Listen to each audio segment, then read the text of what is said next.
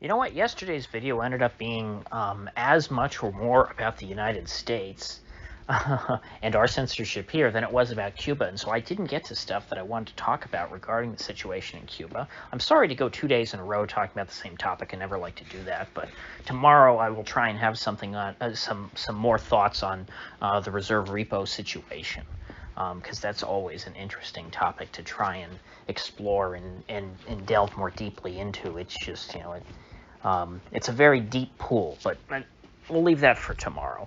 For today, we have, I wanted to share my thoughts on the ongoing debate over the Cuban embargo, which has been brought back into the news, mostly by, I guess, progressive Democrats, as well as, of course, the Cuban government.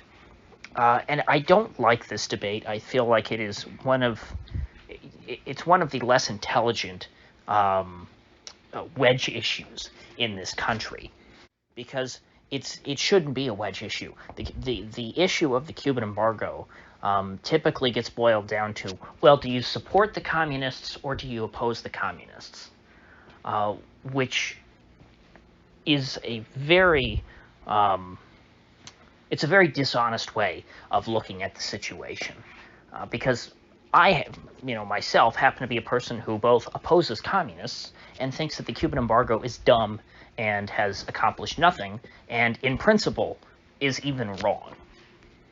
And I mean, that alone, the fact that I just said that, disqualifies me pretty much from ever running for elected office in the state of Florida, because I would be smeared, even though I'm the most, I'm so anti-communist and anti-government that I call out my own government for being too similar to the communists. That's how anti-communist I am. But just because I think the Cuban embargo is a dumb idea that has done nothing to harm the communists, really, and if anything, it's empowered them, I would be labeled a communist sympathizer by the average Republican, and certainly 80+% to be conservative of the Cuban American population. And there's two reasons for this. It has become a wedge issue because the people who tend to call out the embargo and to point out the flaws with the embargo tend to be people who were sympathetic to communists to begin with. So when AOC comes out and says, hey, the embargo is a bad idea, it's actually hurt ordinary people a lot more than it's hurt the government, and it's done nothing to really weaken the government, it's not a good look for me, because AOC, of course, is someone who, I think it's pretty... I think most people understand she's going to be more friendly to the regime in Havana and to communist parties around the world in general than the average American would be. And so when she comes out and makes this case, or at other progressive Democrats, it looks like, oh, well, of course, the communists are defending their own. But the fact of the matter is that when you sanction a country and when you try and blockade them and cut off trade, you're going to do far more harm to the ordinary citizens who have no control over the government, who have no influence over the government, than you ever will to the government itself. Because at the end of the day, the government is always going to have enough food to feed themselves, but they might not have enough food to feed their people. And the fact that I just said that, I'll get smeared again, because people will point out, hey, the embargo on food is already over, so you can't say that. There's no Cubans starving because of the American embargo. And that's true. There is no longer an embargo on food, from what I understand. But when you embargo the rest of their economy, obviously you're impoverishing them if you're preventing them, if you're not allowing, ordinary Cuban people to trade with Americans. So yeah, when you have this massive export market that is 90 miles, that's only like a couple hours by boat, from your country, and you're not allowed to sell to any of those people. Those people aren't even allowed to set foot in your country to buy anything from you. Yeah, that's going to have an economic effect on these people, and it's not going to be a positive one, and it's going to be much more severe for, let's say, a tobacco farmer than it is for the dictator. And then, as far as the idea that the embargo actually could help the Cuban government, what has the Cuban government used as an excuse for every problem that has occurred ever since the revolution back in '59, or well, I should say that ever since the embargo was instituted, the Cuban government has used that as a crutch, as an excuse for every time something goes wrong. They go, oh, it's that damned American embargo. And because the effects of the embargo are visible to ordinary Cubans, that for a long time they've been able to convince people of that all of their problems are because of the embargo. Now, obviously, that's not true. If Cuba was a well-run country with a normal market economy, even if they were embargoed, they would be much richer and much better off than they are now. Not every embargoed country ends up living in abject poverty. I think back to like Rhodesia in the 1970s after UDI. Rhodesia was cut off from most of the world, and they found ways to make do. They produced their own cars, and they produced some of their own guns. Their guns kind of sucked, but they were able to buy other stuff from South Africa and the few people that that trade with them. But I mean, they had absolutely zero access to Europe or the United States, and they got by because their economy wasn't totally awful and absurd and communistic. But even now, you have the Cuban dictator citing the embargo and using that to convince at least some people that, hey, this is where your real economic problems are coming from. Don't blame me. You would be much better off if it weren't for this American embargo. That's the whole big issue. And some people still believe that. I think a lot less people probably believe it now, 60 years later, than believed it back in the 70s or whatever, or in the 90s. The 90s, I think, is when they really had to use that, because that's when they lost support from the Soviet Union. And without the Soviet money and no American money, then things really started to hurt for them.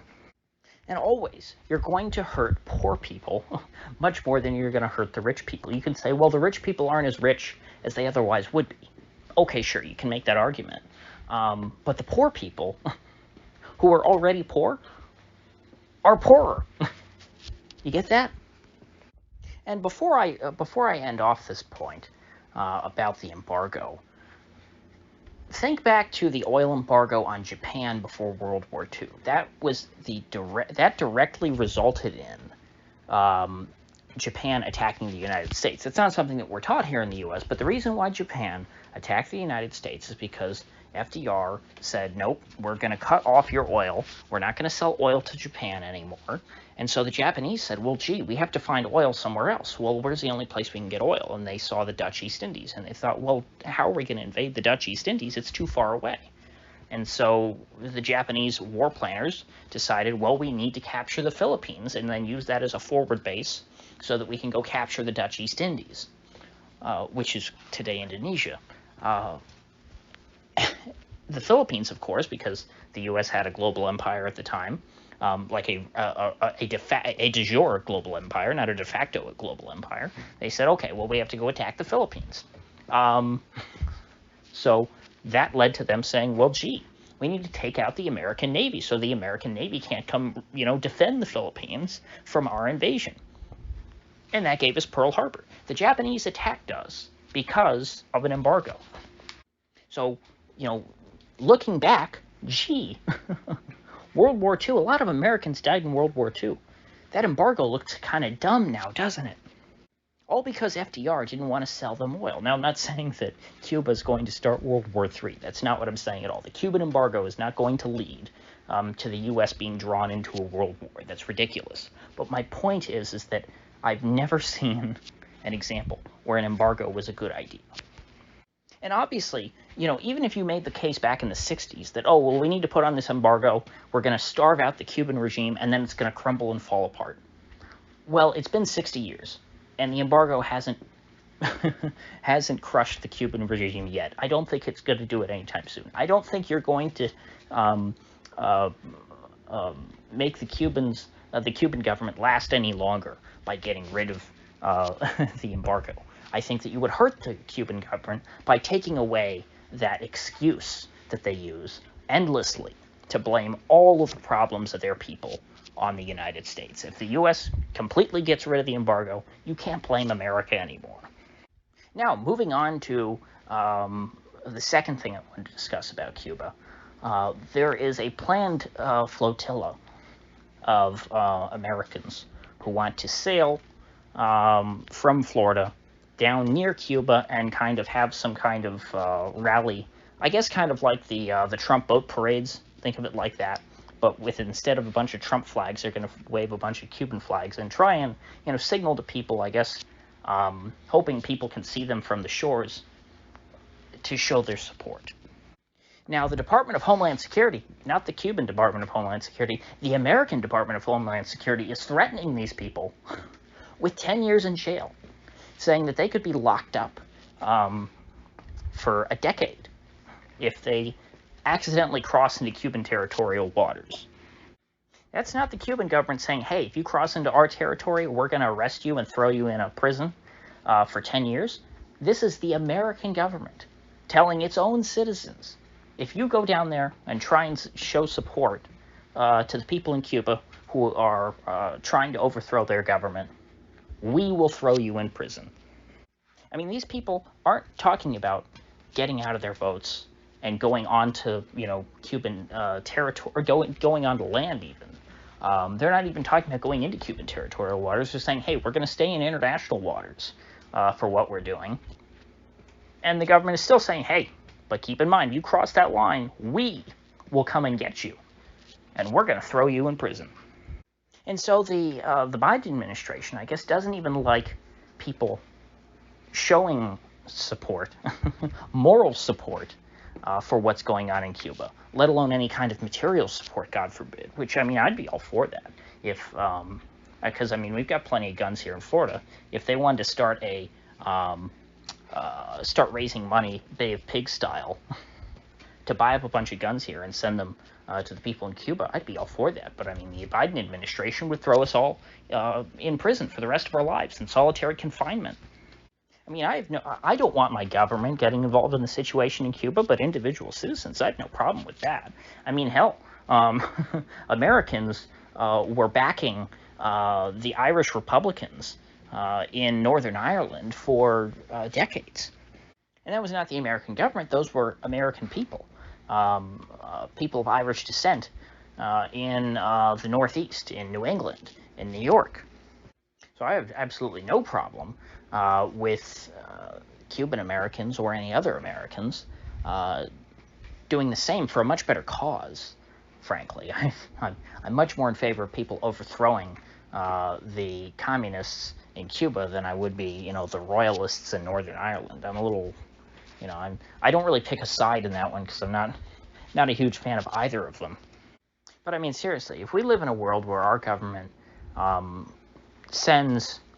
compels our soldiers who are supposed to defend our own country to go assist in revolutions in other countries and overthrow foreign governments across the world, why not simply allow your own citizens to make the choice to go and actively participate in some other country? Hell, this is part of the embargo. I forgot to point that out. Part of the embargo is that Americans aren't supposed to go to Cuba because you're contributing to their economy. And so the Biden administration is using the embargo to prevent folks in America from trying to show support for the people who want to overthrow the Cuban government. Do you see how backwards your silly little embargo is? I wonder how much, if any of these guys who are going to go take their boats down near Cuba, if any of them get arrested, I wonder if they'll still be supporters of the embargo after that embargo is used against them. If not for that embargo, if we had regular contact all these years between the United States and Cuba, even if Cuba was under communist rule, there would probably be regular enough travel back and forth to where it would be easy enough for Americans to take their boats down there and try and smuggle in weapons or something. Because remember, there is no Second Amendment right in Cuba. Nobody owns guns in Cuba. That's something I hope will change if the government there does end up falling. But for now, they're all just unarmed people who are being, who are at the government's mercy. If the government wants to open fire and kill a bunch of them, they can do that. They have that option. So, I guess with that said, with my measly little voice that I have, am calling for a total and complete shutdown of the U.S.'s embargo on Cuba in the name of stopping my government from assisting the evil regime in Havana.